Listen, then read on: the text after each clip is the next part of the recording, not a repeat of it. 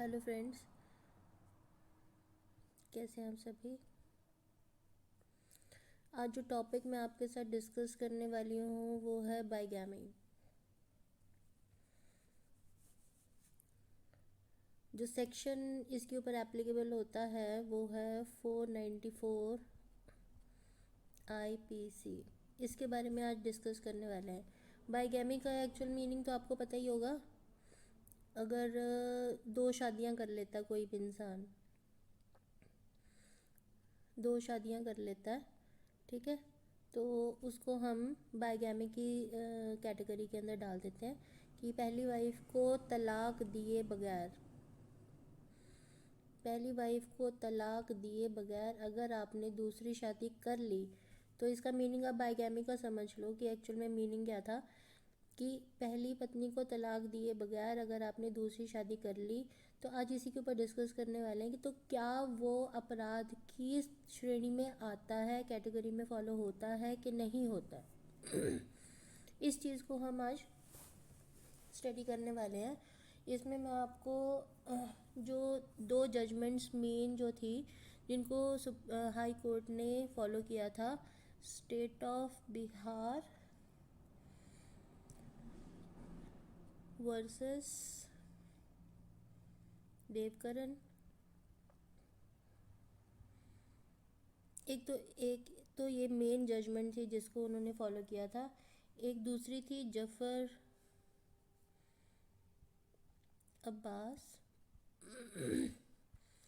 Sorry, मेरा थोड़ा गला ठीक नहीं है। State of Gujarat. मतलब इन दो को तो फॉलो किया ही था, बाकी और भी जजमेंट्स को फॉलो किया गया था हाई कोर्ट ने। अब जो केस मैं आपके साथ डिस्कस करने वाली हूँ वो दो तीन चीज़ें इस पूरे वीडियो में शेयर होंगी। पहली बात तो ये कि क्या बाइगैमी जो है, बिना पहली पत्नी को तलाक दिए दूसरी शादी करना, क्या ये अपने आप में एक क्राइम है। दूसरा, इसमें ना जो लेडी थी जिसने ये पिटीशन फाइल करी थी, उसने 25 साल के बाद केस फाइल किया था। तो भाई क्वेश्चन यहाँ पे आपके मन में आ गया होगा कि लिमिटेशन पीरियड कितना मैक्सिमम होना चाहिए था। 25 साल के बाद कोई किसी के ऊपर केस फाइल कर भी सकता है कि नहीं किया जा सकता। उसकी पिटीशन को एडमिट हुआ, हाई कोर्ट ने एडमिट किया कि नहीं किया, ये भी बड़ी बात थी। अब यहाँ पे क्या हुआ था, केस सुनो क्या था। ये कर्नाटका का केस था, ठीक है, जिसमें क्या था कि एक 70 साल की लेडी ने अपने से 76 ईयर्स, अपने से 6 साल बड़े जो उनके हस्बैंड थे, 76 साल की उम्र थे उनके ऊपर, प्लस उनके फैमिली मेम्बर्स के ऊपर उन्होंने जो केस फाइल किया 494 आईपीसी में केस फाइल किया। उन्होंने कहा कि भाई जो ये आदमी है इसने मुझे बिना बताए शादी कर ली, तो इसको अब, और जो प्रॉपर्टी है वो जो सेकंड वाइफ है उसको दे रहा है ये, और मुझे कुछ नहीं दे रहा। अब यहाँ पे क्या हुआ, जो हस्बैंड था उसने क्या किया, क्वैशिंग के लिए डाला हाई कोर्ट में कि ये पिटीशन को क्वैश कर दिया जाए। क्योंकि मैं आपको पूरी कहानी बता देता हूँ कि एक्चुअल में क्या हुआ था। ये सारी, अगर मैंने बाइगैमी करी तो है, मैंने शादी करी तो है, बिना तलाक दिए ही शादी करी है, मैं इसको एडमिट करता हूँ, पर इसमें क्या था, कंसेंट थी मेरी वाइफ की। वो कहता है जी पहली वाइफ की कंसेंट, फर्स्ट वाइफ की कंसेंट इसमें थी। वो क्या कहता कि मैंने जो पहली वाइफ थी, जो फर्स्ट वाइफ थी, उससे शादी करी थी 1968 में। फिर मैं दूसरी वाइफ लेकर आया, वो मैंने शादी करी 1972 के आसपास। इससे मुझे 3 बच्चे हुए, इससे मुझे 2 बच्चे हुए, और जो ये दूसरी वाइफ थी वो मेरी पहली वाइफ की बहन थी, ठीक है जी। तो कहता है जी इसको ये बात पता थी कि मैं अपनी बहन से शादी कर रहा हूँ, मैं उसकी बहन से शादी कर रहा हूँ। फिर कहता है जी मैंने 1992 के आसपास फिर से थर्ड वाइफ से शादी करी, जिसमें मेरी फर्स्ट वाइफ और सेकंड वाइफ दोनों की कंसेंट यहाँ पे मेरे को मिली हुई थी। जो मेरी दूसरी शादी हुई तो पहली वाइफ की कंसेंट थी, जो मेरी तीसरी शादी हुई तो मेरी पहली और दूसरी वाइफ की कंसेंट थी। तो अगर मुझे कंसेंट मिल चुकी थी मेरी दोनों वाइफ्स की, तो ये बाईगैमी का केस नहीं बनता, बाईगैमी का केस नहीं बनता। तो मुझे इसमें रिलीफ दिया जाना चाहिए और मेरे ऊपर जो केस दर्ज हुआ है उसको क्वैश कर दिया जाना चाहिए। अब हाई कोर्ट ने क्या करा कि इस चीज़ को जब अच्छे से सुना तो उसने दो बातें जो थी वो ध्यान में दी।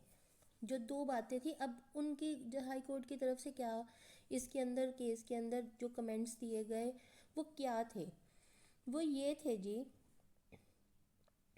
कि जो बाईगैमी है वो हिंदू मैरिज एक्ट के हिसाब से,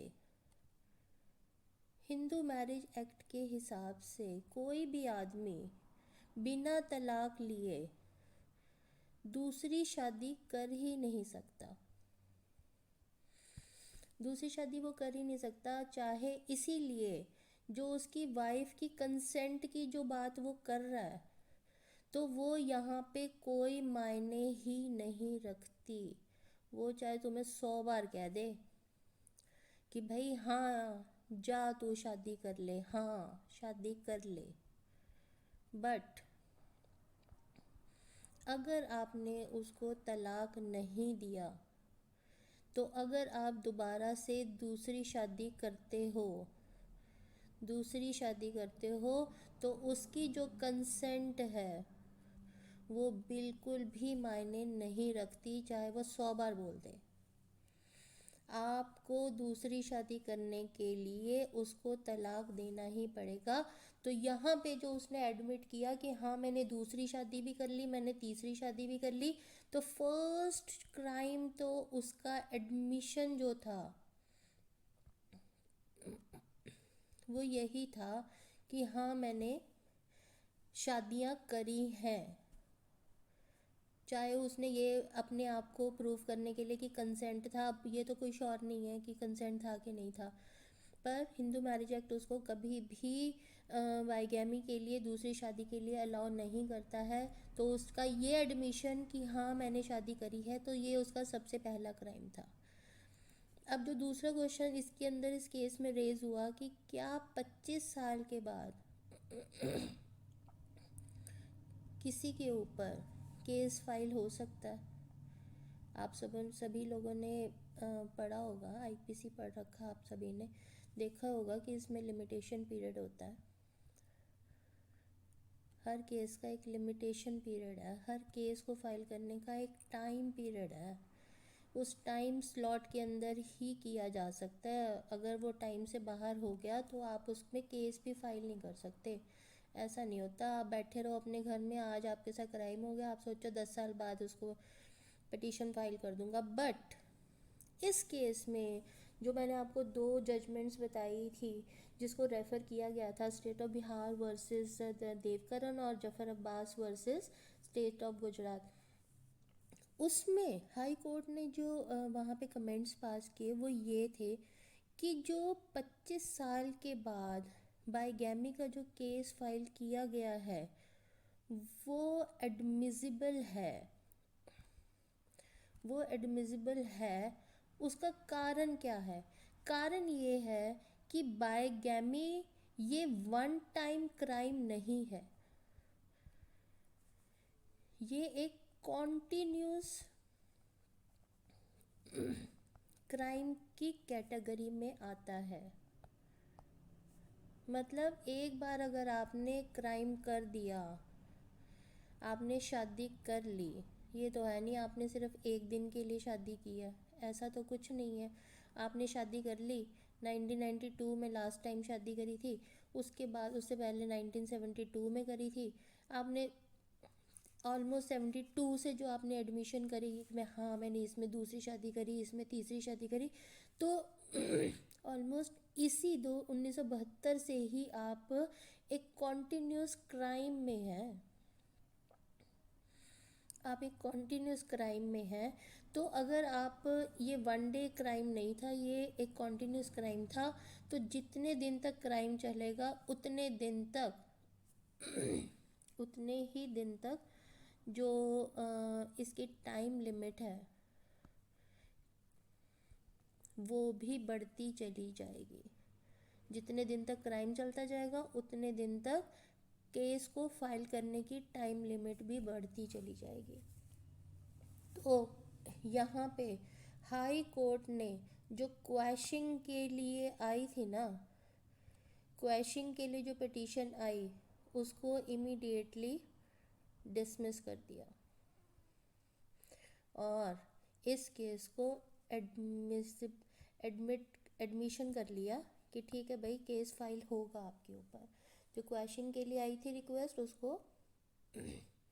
मना कर दिया कि भैया आपके ऊपर तो केस फाइल होगा ही होगा।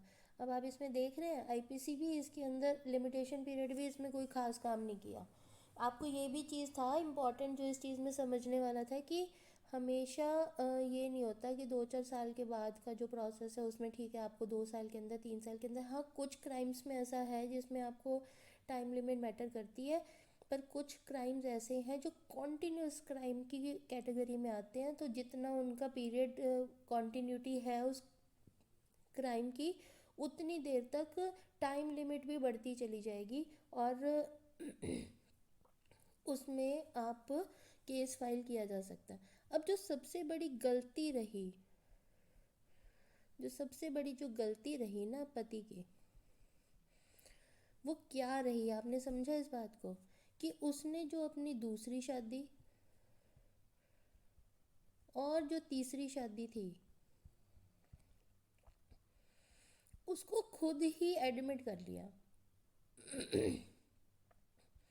उनने खुद ही एडमिट कर लिया कोर्ट के सामने कि हाँ मैंने दूसरी शादी भी करी, मैंने तीसरी शादी भी करी। अगर देखो ये बात हमें तो नहीं बोलनी चाहिए बट एक वकील होने के नाते, पर अगर वो अपनी दूसरी शादी और तीसरी शादी को एडमिट खुद ना करता तो जो उसकी पहली थी उसके लिए बड़ा मुश्किल हो जाता, उन सारे एविडेंसेस को मुश्किल हो जाता उसके लिए सारे एविडेंसेस जो थे कलेक्ट करना और कोर्ट के सामने पेश करना कि उसके पास उसकी फ़ोटोग्राफ्स भी होनी चाहिए, फ़ोटोज़ भी होनी चाहिए, पंडित जी को भी बुला के लेके आना पड़ेगा।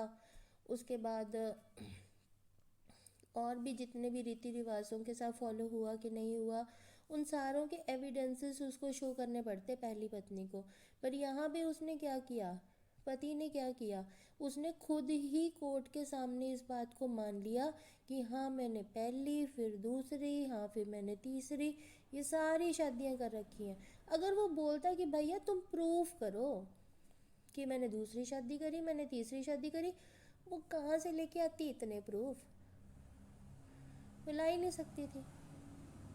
तो सबसे बड़ी गलती जो पति की थी कि उसका जो खुद का एडमिशन था कि मैंने दूसरी शादी भी करी मैंने तीसरी शादी भी करी, वही उसके लिए गले का फंदा बन गया और जो उसकी क्वैशिंग की पिटीशन थी वो डिसमिस हुई और उसके अगेंस्ट केस चला।